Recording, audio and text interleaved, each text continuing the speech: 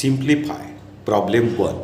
m square minus n square upon m plus n चा whole square into m square plus mn plus n square upon m cube minus n cube. याला आपल्याला काय करायचं आहे? Simplify करायचं आहे. तर सिम्प्लिफाय करायचं आहे तर आपल्याला काय करावं लागेल? याचे फॅक्टर्स पाडावं लागेल आणि कॉमन फॅक्टर्स काय करावं लागेल? कॅन्सल करावं लागेल. इथे बघा m square minus n square. तर आपल्याजवळ ए स्क्वेअर मायनस बी स्क्वेअरचा फॉर्म्युला आहे. काय आहे? A square minus B square is equal to A plus B A minus B. A plus B A minus बी.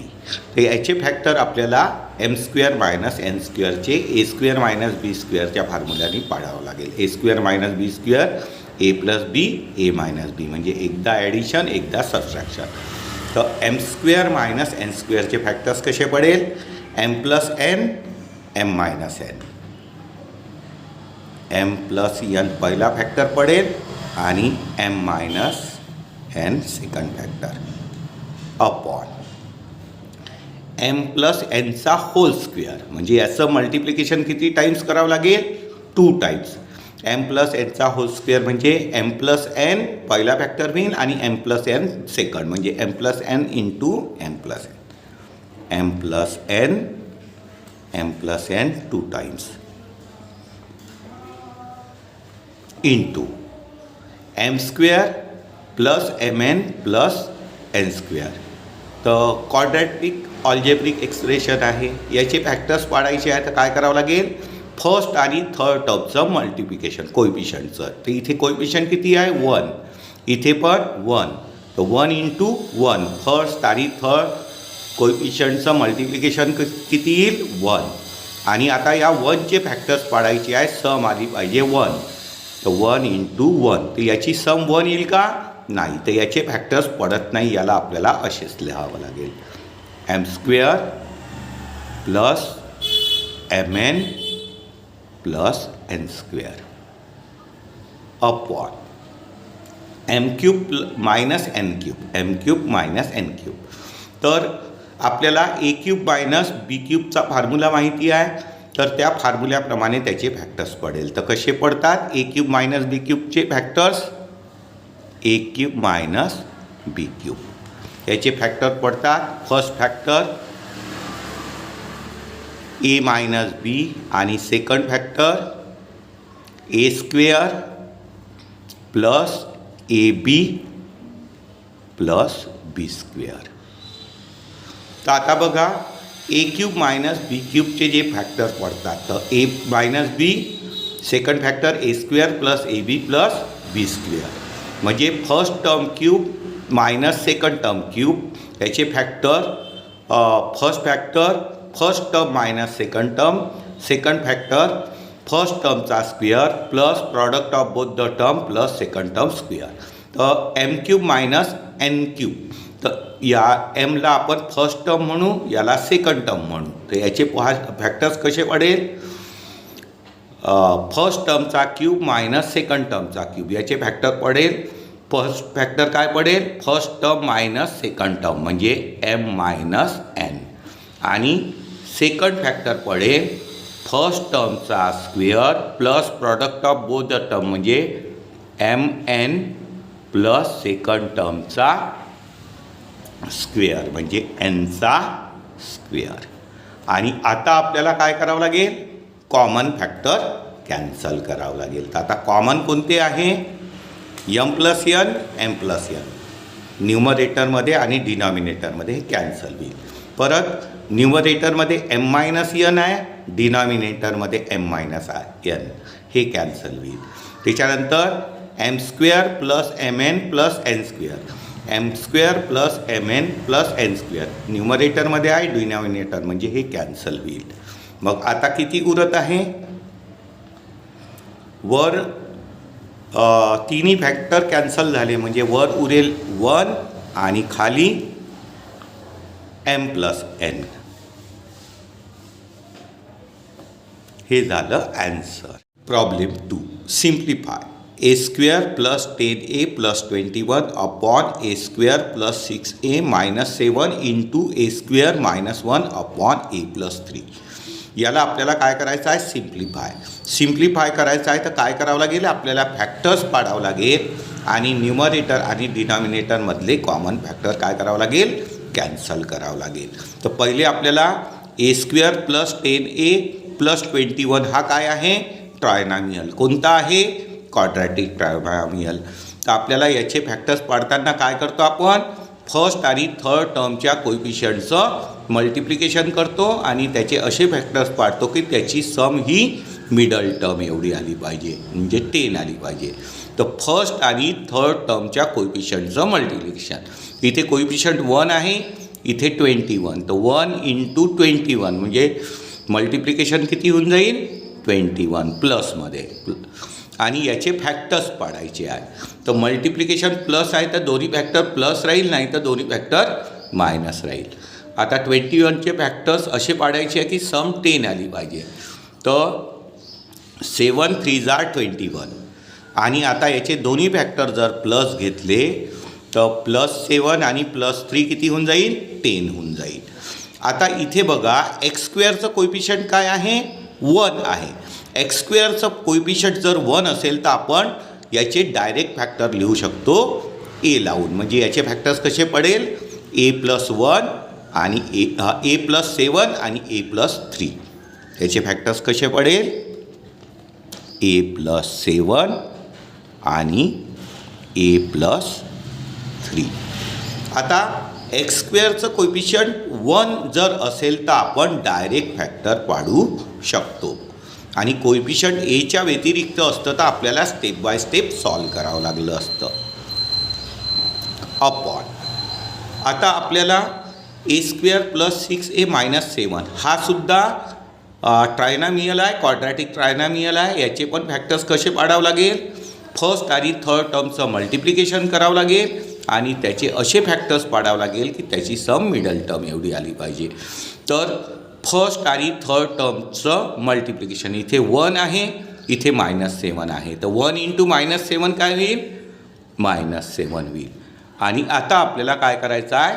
-7चे असे फॅक्टर्स पाडायचे आहे की ज्याची सम आली पाहिजे 6.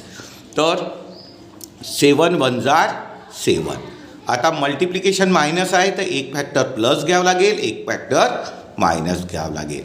तर आपल्याला ॲन्सर कशात पाहिजे आहे? प्लसमध्ये. ॲन्सर प्लसमध्ये कधी मिळेल? जेव्हा ग्रेटर फॅक्टर आपण प्लस घेऊ. तर +7 - 1.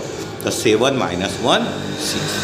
आता इथे बघा ए स्क्वेअरचं कोएफिशियंट किती आहे? 1 आहे. म्हणजे आता स्टेप बाय स्टेप सॉल्व करायची गरज नाही, आपण फॅक्टर डायरेक्ट लिहू शकतो. याला ए लावू म्हणजे a+7 पहिला फॅक्टर होईल आणि a-1 सेकंड फॅक्टर होईल. a+7 आणि a-1. आता इथे काय आहे? Into A square -1. आपण 1ला 1चा स्क्वेअर म्हणू शकतो. 1ला 1चा स्क्वेअर. आणि इथे आपण कोणता फॉर्म्युला वापरू शकतो? आता ए स्क्वेअर मायनस बी स्क्वेअरचा. ए स्क्वेअर मायनस बी स्क्वेअरचा तो काय आहे? ए plus B A minus B. A square minus B स्क्वेअरचा फॉर्म्युला आहे ए plus B factor A plus B A minus B. म्हणजे एकदा ॲडिशन एकदा सबस्ट्रॅक्शन. तर इथे ए स्क्वेअर मायनस 1 स्क्वेअर आहे. तर एकदा ॲडिशन एकदा सबस्ट्रॅक्शन म्हणजे a+1 a-1. याचे फॅक्टर वाढेल a+1 आणि a-1. ठीक आहे? a+1 आणि a-1 अपॉन आता a+3. इथे हे फॅक्टर्स आहेच a+3. आणि आता आपल्याला काय करावं लागेल? कॉमन फॅक्टर हे आहे a-1. आता आपल्याला कॉमन फॅक्टर काय करावं लागेल? कॅन्सल करावं लागेल. तर न्यूमरेटरमध्ये a+7 आहे, डिनॉमिनेटरमध्ये आहे कॅन्सल होईल. इथे न्यूमरेटरमध्ये a+3 आहे, डिनॉमिनेटरमध्ये a+3 आहे कॅन्सल होईल. इथे न्यूमरेटरमध्ये a-1 आहे, डिनॉमिनेटरमध्ये a-1 आहे, हे कॅन्सल होईल. आता किती उरलेलं आहे? न्यूमरेटरमध्ये a+1, म्हणजे याचा आन्सर काय होईल? a+1. Problem 3. Simplify 8x³ minus 27y³ upon 4x² minus 9y². याला आपल्याला काय करायला आहे? सिम्प्लिफाय. तर त्याच्यासाठी आपल्याला काय करावं लागेल? फॅक्टर्स पाडावं लागेल आणि न्यूमरेटर आणि डिनॉमिनेटरमधले कॉमन फॅक्टर काय करावं लागेल? कॅन्सल करावं लागेल. तर आपल्याला पहिले कशाचे फॅक्टर्स पाडायचे आहे? 8x³ minus 27y³. तर 8 हा कशाचा क्यूब आहे? 2चा क्यूब आहे, म्हणजे याला आपण 2x होल क्यूब म्हणू शकतो. आणि 27 हा 3चा क्यूब आहे, म्हणजे याला 3y होल क्यूब म्हणू शकतो. म्हणजे याला आपण काय लिहू शकतो? 2x होल क्यूब मायनस 27ला लिहू शकतो 3y hole cube upon 4x². 4 कितीचा स्क्वेअर आहे? 2चा, म्हणजे याला आपण 2x होल स्क्वेअर लिहू शकतो. मायनस 9 हा 3चा स्क्वेअर आहे, तर 9y² आपण काय लिहू शकतो? 3y whole square. आणि आता आपल्याला याचे काय पाडायचे आहे? फॅक्टर. तर इथे बघा कोणता फॉर्म्युला वापरावा लागेल आपल्याला फॅक्टर पाडण्यासाठी? a³ minus b³चा. तर a³ मायनस b³ फॉर्म्युला काय आहे? a³ minus b³. फर्स्ट ब्रॅकेटमध्ये a मायनस b, सेकंड ब्रॅकेटमध्ये a² plus ab plus b². कोणता फॉर्म्युला वापरावा लागेल? a³ minus b³ is equal to first ब्रॅकेटमध्ये a मायनस b आणि सेकंड फॅक्टर कोणता होईल? a² plus ab plus b². म्हणजेच फर्स्ट टर्मचा क्यूब मायनस सेकंड टर्मचा क्यूब याचे फॅक्टर्स कसे पडतात? ब्रॅकेटमध्ये first factor first term minus second term आणि सेकंड फॅक्टर फर्स्ट टर्मचा square plus product of both the term plus second टर्मचा स्क्वेअर. आता इथे आपली फर्स्ट टर्म कोणती झाली? 2x आणि सेकंड टर्म 3y. तर याचे फॅक्टर्स कसे पडेल? फर्स्ट फॅक्टर पडेल first term minus second term 2x minus 3y आणि सेकंड फॅक्टर पडेल फर्स्ट टर्मचा स्क्वेअर म्हणजे 2x square plus product of both the term म्हणजे 2x into 3y plus second टर्मचा स्क्वेअर म्हणजे 3y होल स्क्वेअर. त्याच्यानंतर आता आपल्याला कशाचे फॅक्टर्स पाडायचे आहे? a² minus b². आता इथे 2x² मायनस 3y² याच्यासाठी फॉर्म्युला वापरावा लागेल a² मायनस b²चा. तर a² मायनस b² याचा फॉर्म्युला काय? a plus b a minus b. तर a² minus b² a plus b a minus b म्हणजे फर्स्ट टर्मचा स्क्वेअर मायनस सेकंड टर्मचा स्क्वेअर याचे फॅक्टर होईल एकदा ॲडिशन एकदा subtraction. First term plus second term first term minus second term. तर a² minus b² a plus b a minus b म्हणजे एकदा ॲडिशन एकदा सबस्ट्रॅक्शन म्हणजे 2x प्लस 3y आणि सेकंड फॅक्टर पडेल 2x minus 3y 2x plus 3y आणि दुसरा पडेल 2x मायनस 3y. आता काय करावं लागेल? कॉमन फॅक्टर कॅन्सल करावं लागेल. तर न्यूमरेटरमध्ये 2x मायनस 3y आहे, डिनॉमिनेटरमध्ये पण 2x minus 3y. Common factor काय होऊन जाईल? कॅन्सल. आणि मग ॲन्सर काय येईल? वर 2चा स्क्वेअर 4 आणि xचा स्क्वेअर x² म्हणजे इथे होऊन जाईल 4x² plus 2x into 3y तर 2 into 3 6 into xy 6xy plus 3y whole square तर 3चा स्क्वेअर 9 yचा स्क्वेअर y² म्हणजे 9y² आणि अपॉन 2x प्लस 3y.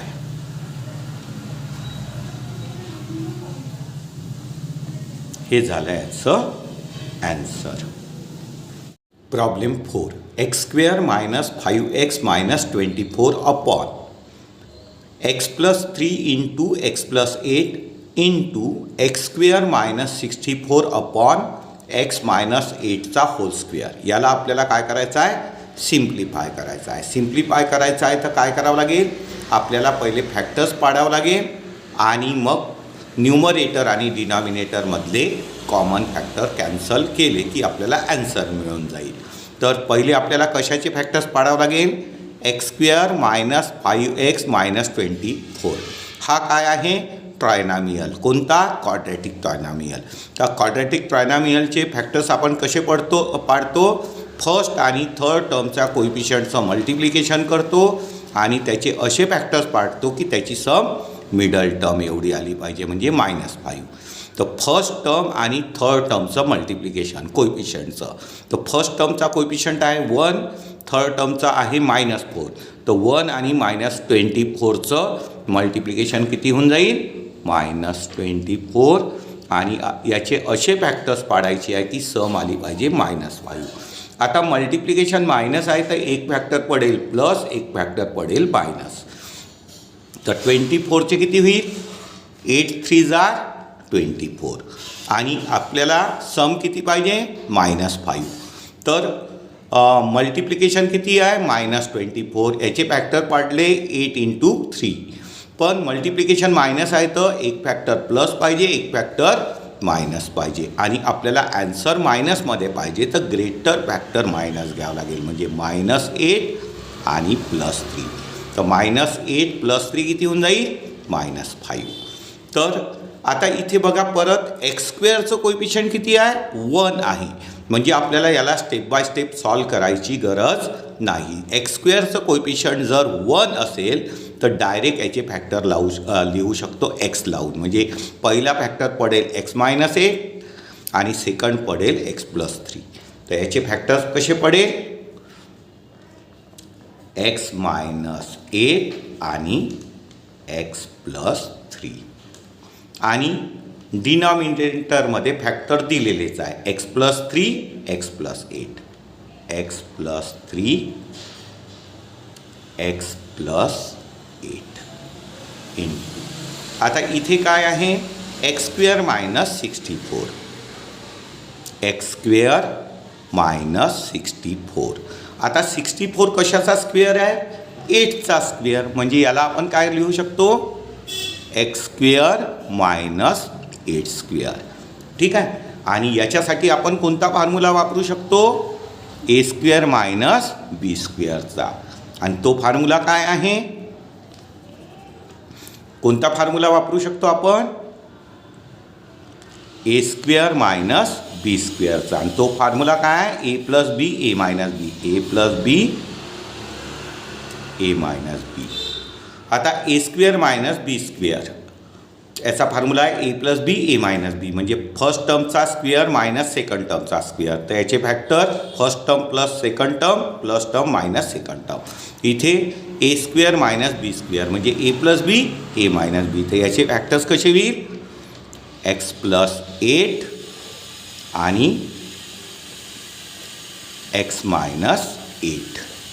तर आता आपण याचे फॅक्टर्स काय लिहू शकतो?